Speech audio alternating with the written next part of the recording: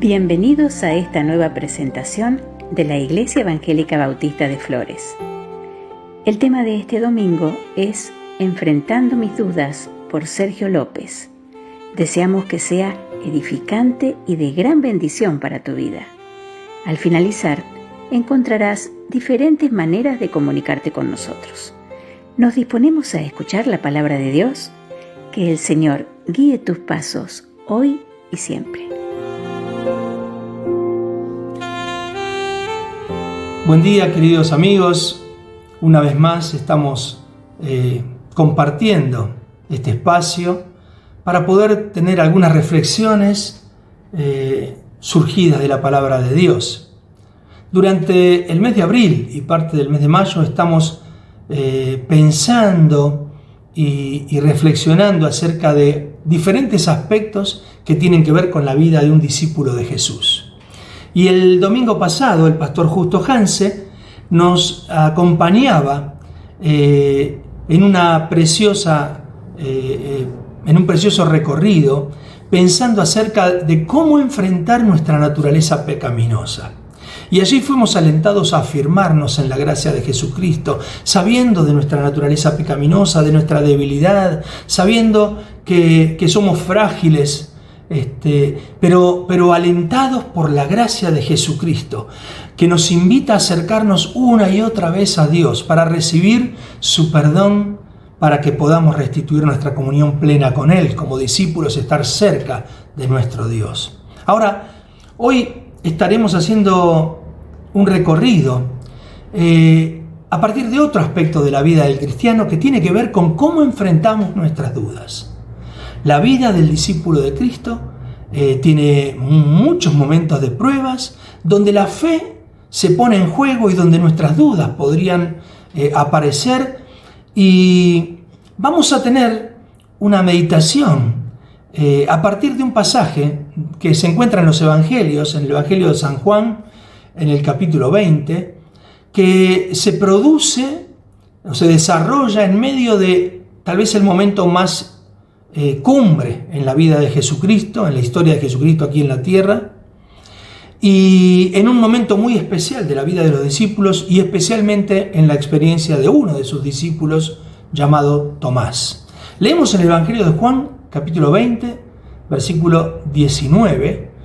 Cuando llegó la noche de aquel mismo día, el primero de la semana, esto es, el domingo de resurrección, 48 horas después de la crucifixión de Jesucristo, y horas después de haberse enterado que Jesús había resucitado, que el cuerpo de Jesús no estaba en la tumba, que la piedra de la tumba había sido removida, a pesar de que había guardias que estaban cuidando el lugar para que no hubiera ningún conflicto. Y estando el pueblo bastante agitado, porque habían sido sobornados un montón de personas para decir que los discípulos se habían robado el cuerpo de Jesús. Y allí estaban primera noche, después de la resurrección de Jesús, a quien todavía los discípulos no habían visto, solo tenían la referencia de algunas mujeres a quien Jesús se les había aparecido. Y allí están, con las puertas cerradas en el lugar donde los discípulos, seguimos leyendo, donde los discípulos estaban reunidos por miedo de los judíos. Allí vino Jesús y puesto en medio de ellos les dijo: paz a vosotros, paz a vosotros.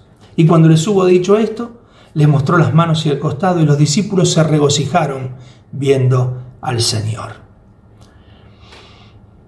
Es precioso ver que en los momentos de gran tribulación, en los momentos de dudas y de incertidumbre, Jesús está dispuesto a venir ante nosotros a ofrecernos su paz. Paz a vosotros. Y cuando hubo dicho esto, mostró sus manos y su costado, se dio a conocer, y los discípulos seguramente entraron en un estado muy diferente al que tenían unos segundos antes. Pero, dice en el versículo 24, Tomás, uno de los 12, llamado Dídimo, no estaba con ellos cuando Jesús vino. Y le dijeron pues los otros discípulos: al Señor hemos visto. Él les dijo: si no viere en sus manos la señal de los clavos, y metiere mi dedo en el lugar de los clavos, y metiere mi mano en su costado, no creeré. 8 días después, estaban otra vez sus discípulos dentro y con ellos Tomás. Seguía esta situación de encierro y de miedo y de temor y de incertidumbre. Y llegó Jesús estando las puertas cerradas y se puso en medio de ellos y les dijo: pasa a vosotros. Y enseguida miró a Tomás y le dijo: pon aquí tu dedo y mira mis manos. Acerca tu mano y métela en mi costado. Y no seas incrédulo, sino creyente. Entonces Tomás le dijo: Señor mío y Dios mío. Jesús le dijo: ¿por qué me has visto, Tomás, creíste? Bienaventurados los que no vieron y creyeron. Este relato bíblico es muy conocido por los cristianos. Probablemente sea la fuente desde donde surgió una expresión muy popular que usamos cotidianamente: si no lo veo, no lo creo. Tomás, de alguna manera, es quien instala esta frase: si no lo veo, no lo creo. Si yo no pongo mis manos, mis dedos en el costado, en sus llagas, entonces la verdad que no lo voy a creer. Es un poquito injusto que nosotros pensemos en Tomás y haya quedado registrado, inclusive en algunas traducciones bíblicas, como Tomás el incrédulo, como si eso fuera todo lo que distingue a este personaje, a este discípulo de Jesús. En realidad, sí es cierto que hay un momento de duda en Tomás, pero no de incredulidad. La incredulidad más bien se expone en la falta de humildad y en la no disposición de acercarse a Dios a buscar acerca de su verdad. Tomás, si bien dudó, era muy difícil comprender que Jesús había resucitado. Era muy difícil para ellos. Y Tomás dudó, pero apenas vio al Señor, se arrodilló seguramente a decirle: Señor mío y Dios mío. Lo que no podemos negar en absoluto es que definitivamente esta es una historia acerca de la duda. ¿Pero qué es la duda? Bueno, dudar es vacilar, es de alguna manera estar dividido, es un estado de indecisión que se tiene cuando estamos entre dos cosas. También es la incertidumbre que se experimenta cuando nos enfrentamos a determinados hechos o noticias. Y es una vivencia bastante universal. Quien nunca ha dudado, entonces nunca se preguntó nada. Duda el científico, duda el artesano, duda el pobre, duda el rico, duda el hombre, duda la mujer, dudan los niños, dudan los ancianos, dudan los ignorantes, los sabios. Nada de esto es malo. La duda forma parte de las herramientas con que contamos para reflexionar. Y muchas veces nuestra información y nuestro saber se acrecienta porque aparece la duda. Si actuáramos siempre impulsivamente sin tomarnos el tiempo para dudar, no evaluaríamos las situaciones y muchas de nuestras decisiones podrían ser catastróficas. La duda en sí misma no es algo malo. Sí, la incredulidad. Pero ya vamos a ver acerca de esto. La Biblia está llena de ejemplos de personas que han dudado. Aún los más fieles hombres y mujeres de Dios y los seguidores de Cristo más importantes que nosotros conocemos en la palabra de Dios han dudado. Y siempre fueron sus circunstancias, su propia vulnerabilidad y debilidad las que le motivaron sus dudas. Y muchas de ellas fueron dudas referidas a la fe. Por ejemplo, Abraham y Sara. Podemos ver en Génesis capítulo 15 y en el capítulo 18 cómo dudan acerca de la promesa de Dios, acerca de una descendencia que iban a tener, que iba a ser incontable. Ellos eran ancianos y les parecía imposible que Dios cumpla su promesa. Duda Moisés cuando Dios le envía delante del faraón y él duda acerca de sus capacidades y dice: pero ¿cómo voy a ser yo tan torpe de palabra y voy a hacer que Faraón me tenga respeto, me crea, me escuche? Duda el apóstol Pedro cuando de una manera maravillosa desafía a Jesús diciéndole: yo quiero caminar por las aguas, y allí empieza a dar pasos milagrosos. Sin embargo, aun cuando está tocando con sus pies la superficie del agua, mira hacia abajo y ve las olas y duda. Y Jesús le extiende la mano y le dice: ¿por qué dudaste? Juan el Bautista duda, a pesar de la certeza que había sido poder ver a Jesús saliendo de las aguas del bautismo a quien él había bautizado, y ver que una paloma descendía sobre él, que era el Espíritu Santo de Dios, y una voz en los cielos diciendo: tú eres mi Hijo amado, en ti tengo complacencia. Él había visto esa maravillosa expresión de Dios en su Trinidad. Sin embargo, al oír en la cárcel, estando en la cárcel en un momento de vulnerabilidad, escuchando lo que iba pasando con Cristo, él mandó a sus discípulos a preguntar: ¿eres tú el que ha de venir o esperaremos aún a otro? Todavía tendremos que esperar a otro. Parece increíble. Parece increíble que los discípulos, ante la tormenta, habiendo visto a Jesús, habiendo hecho otros milagros, hubieran estado asustados pensando que iban a morir. Y Jesús les dice: ¿por qué están asustados, hombres de poca fe? Y se levantó y reprendió a los vientos y al mar, y vino calma. Y también vemos la duda en los discípulos camino a Emaús, después de la crucifixión. No solo Tomás dudó, dice que también hablaban acerca de los acontecimientos que habían sucedido cuando iban camino a Emaús, y se encuentran con esta persona que desconocían, y esta persona, que era Jesús, le dijo: insensatos y tardos de corazón para creer todo lo que los profetas han dicho. Duda. La duda, en definitiva, no es el peor problema. El problema es no saber qué es lo que nos hace dudar, de qué estamos dudando y de quién estamos dudando, y qué hacer con nuestra duda. Estas son las 3 preguntas que necesitamos hacernos para enfrentar nuestras dudas, que probablemente las tengamos en la vida de fe, en la vida de ser discípulos, en la vida de ser seguidores de Cristo. Nuestra fe va a ser puesta a prueba y nuestras dudas pueden aparecer, pero lo importante no es intentar creer que no tenemos dudas, imponernos un estado de negación sobre nuestras dudas, sino justamente conocer qué nos hace dudar, qué nos está haciendo dudar, de qué y de quién dudamos, y qué hacer con nuestra duda. Así que vamos a ver, en primer lugar, ¿qué hace que dudemos? Bueno, lo dijimos recién de alguna manera. Lo que hace que dudemos es nuestra propia debilidad y nuestra propia vulnerabilidad.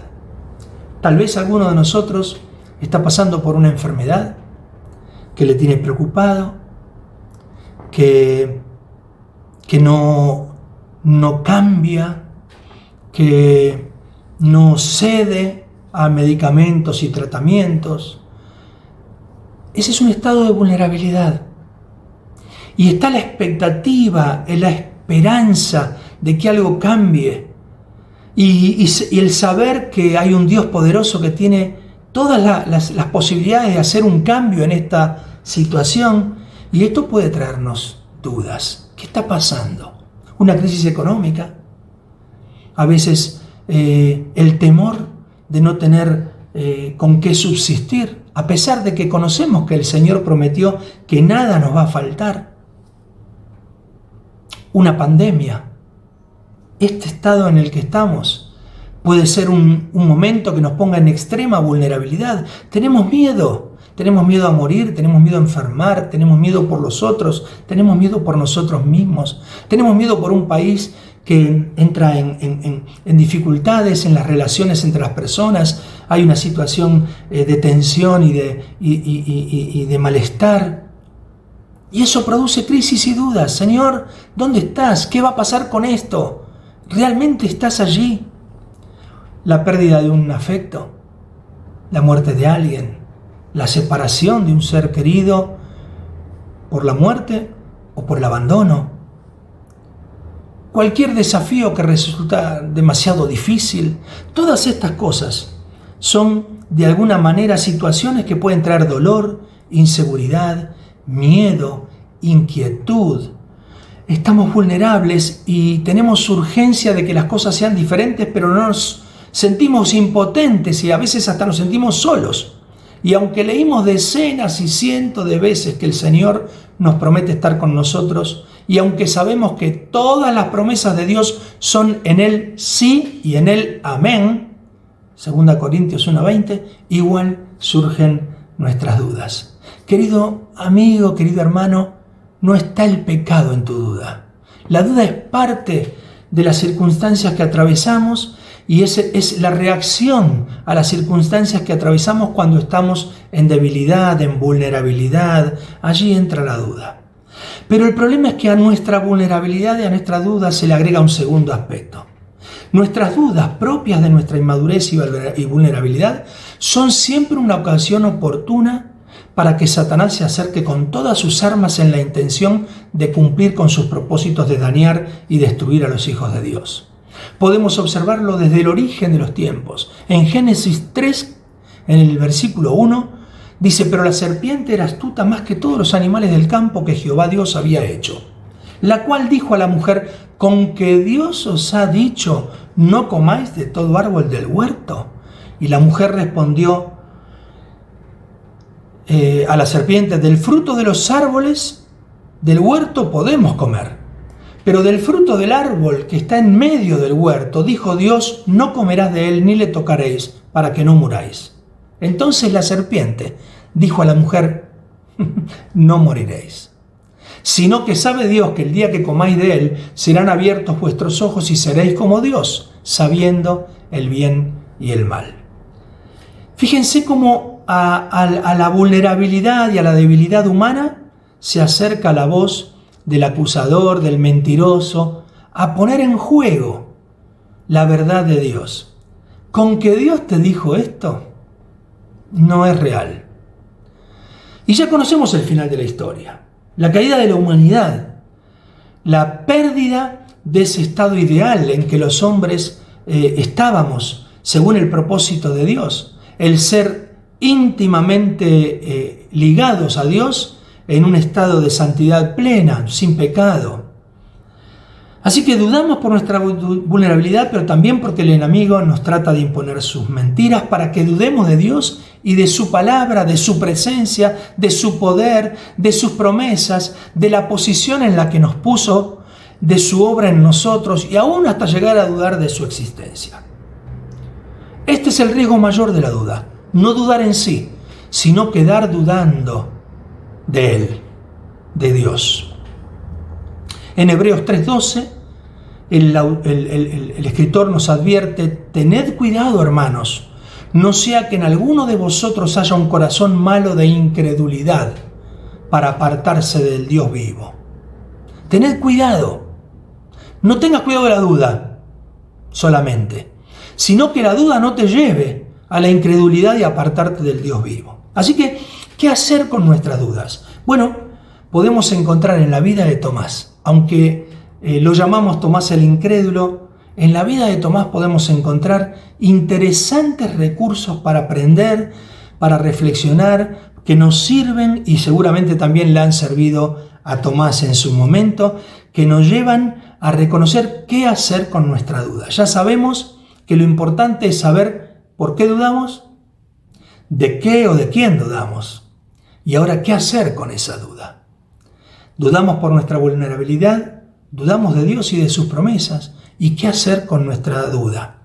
San Juan, en el capítulo 20 que hemos leído, sigue diciendo en el versículo 19 y 20 y en el 24, cuando llegó la noche de aquel mismo día, el primero de la semana, estando las puertas cerradas, allí donde estaban los discípulos, y dice el 24, pero Tomás, uno de los 12 llamado Dídimo, no estaba con ellos cuando Jesús vino. Las circunstancias que vivían los discípulos eran tremendas. Su maestro y su Señor, con quien habían convivido los últimos años, con quien habían tenido experiencias extraordinarias, habían palpado la presencia de Dios y el poder de Dios actuando.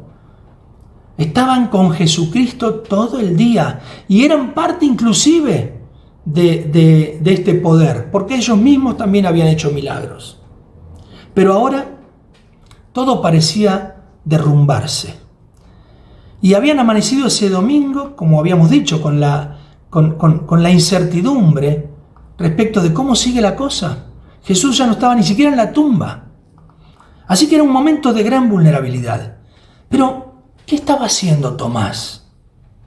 Ese mismo día donde la turbación seguramente se había apoderado de los discípulos, donde tenían miedo porque los perseguían, Tomás no estaba allí.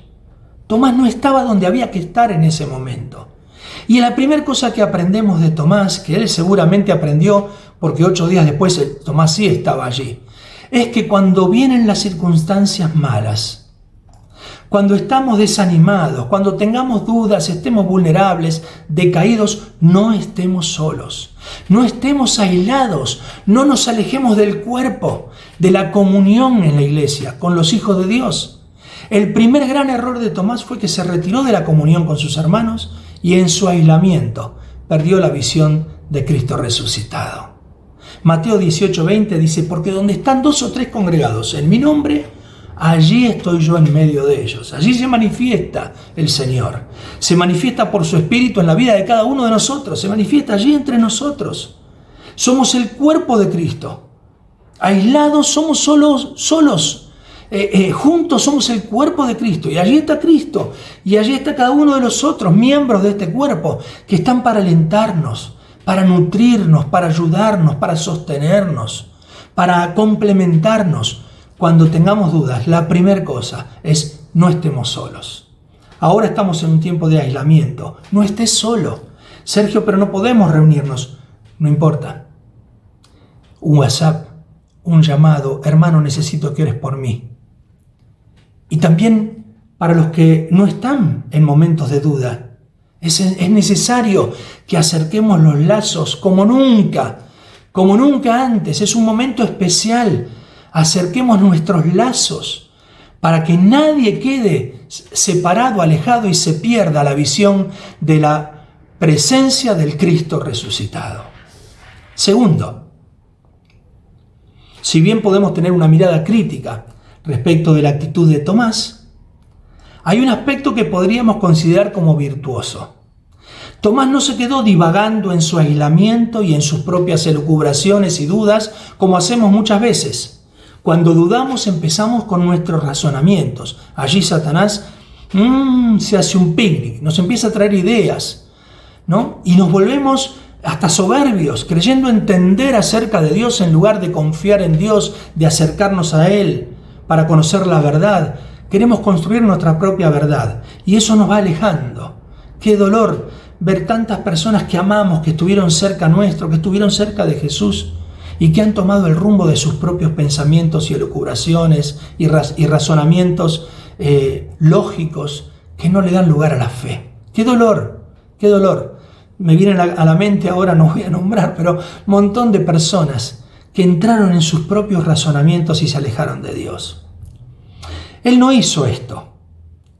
En Juan 20 seguimos leyendo que dijo, si no viere en sus manos la señal de los clavos y metiere mi dedo en el lugar de los clavos y metiere mi mano en su costado, no creeré. Y 8 días después estaban allí otra vez todos los discípulos y con ellos Tomás. Y llegó Jesús estando a puertas cerradas, se puso en medio, le dijo, pasa vosotros. Y le dijo a Tomás, pon aquí tu dedo, mira mis manos y acerca tu mano y metela en mi costado y no seas incrédulo, sino creyente. Cuando tengamos dudas, busquémoslo a Él, esperémoslo a Él, acerquémonos a Él, clamémosle a Él. Cuando tengamos dudas, fortalezcámonos en la oración, aunque no esté todavía, aunque falten 8 días, aunque todavía no lo veamos, busquémoslo a Él, porque ¿saben lo que va a hacer Él? Va a venir con las muestras de su amor. Él va a venir y lo primero que nos va a mostrar es que está. Es a comprobar que Él está y a mostrarnos las huellas de su amor.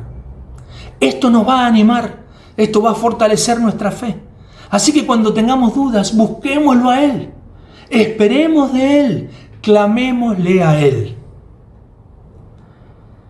Tercer punto, cuando tengamos dudas, toquemos esas heridas de su amor por nosotros. Y reconozcamos con humildad al único Señor y Dios. Tomás tocó las heridas de Jesús y lo reconoció.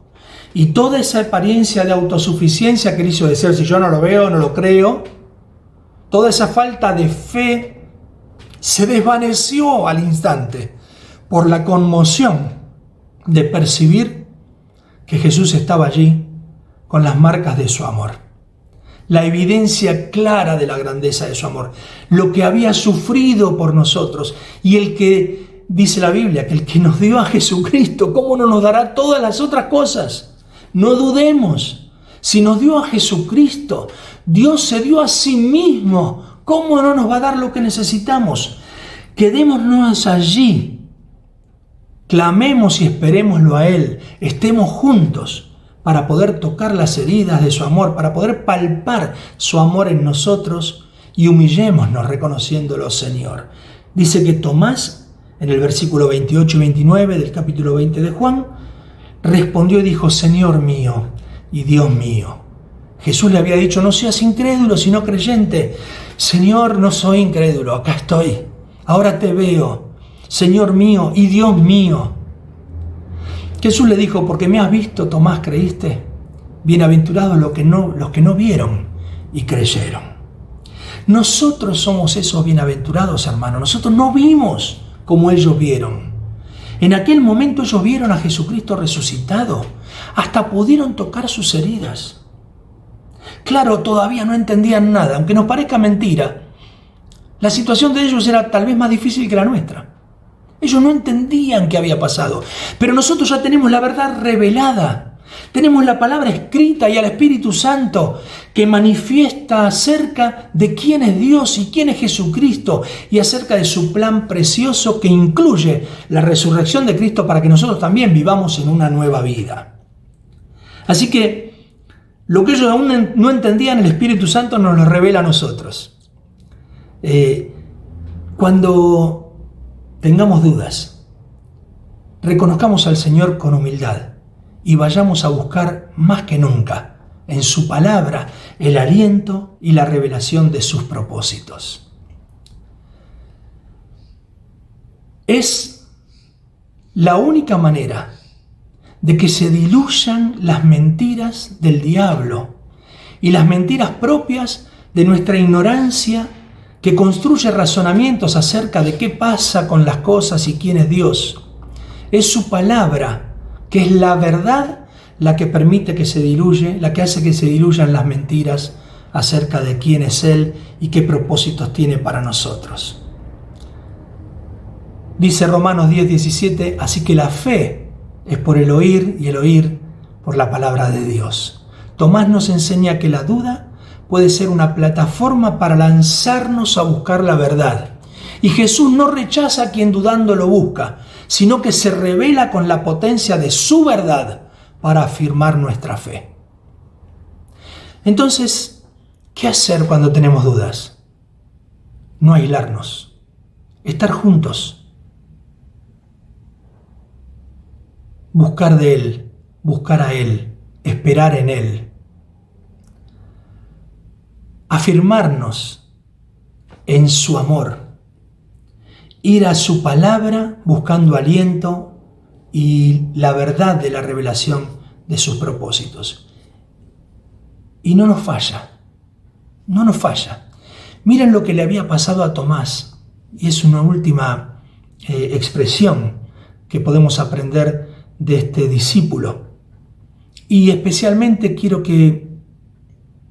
invitar a aquellos que a lo mejor no tuvieron todavía una experiencia con Cristo, que todavía no entienden demasiado de qué estamos hablando.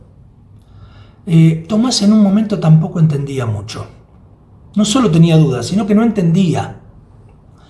Y se da una situación especial, estando en una de las grandes charlas que Jesús tenía con sus discípulos. Allí en Juan capítulo 14, Jesús les dice, no estén tristes, no se turbe vuestro corazón, crean en Dios, crean también en mí. Y Él dice, en la casa de mi Padre muchas moradas hay, si así no fuera se los hubiera dicho, yo voy a preparar un lugar para vosotros, y si me fuere os prepararé un lugar, y vendré otra vez y los tomaré a mí mismo para que donde yo estoy, vosotros también estéis. Y agrega, y sabéis a dónde voy, y sabéis el camino.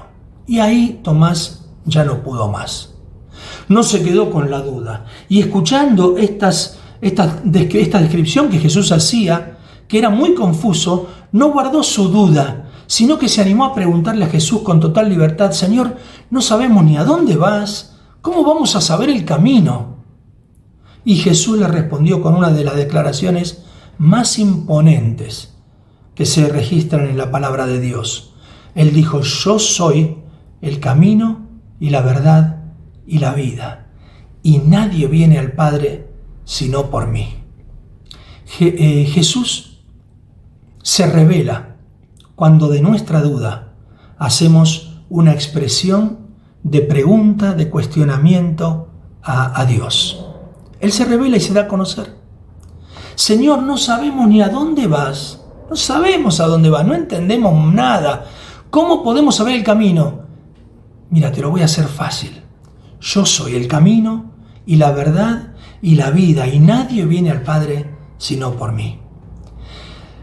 Yo deseo de todo corazón que el Señor nuestro Dios nos privilegie en la afirmación de nuestra fe por un conocimiento cada vez más genuino y profundo de Jesucristo, que es el camino, la verdad y la vida. Cuando te enfrentes a las dudas, hermano, ya sabes por qué se producen. Son propias de esta vida, de este tiempo difícil que nos toca aquí en la tierra. Sabemos acerca de la necesidad de estar juntos. Sabemos acerca de la necesidad de esperar y de buscar a Él hasta que Él se revele. Sabemos de su palabra que nos hace afirmarnos en la fe. Y sabemos que podemos ir a Jesús cada vez a transitar por este camino, por esta posibilidad nueva de vida que nos reúne con nuestro Padre Creador en una relación perfecta para siempre. Que el Señor nos bendiga.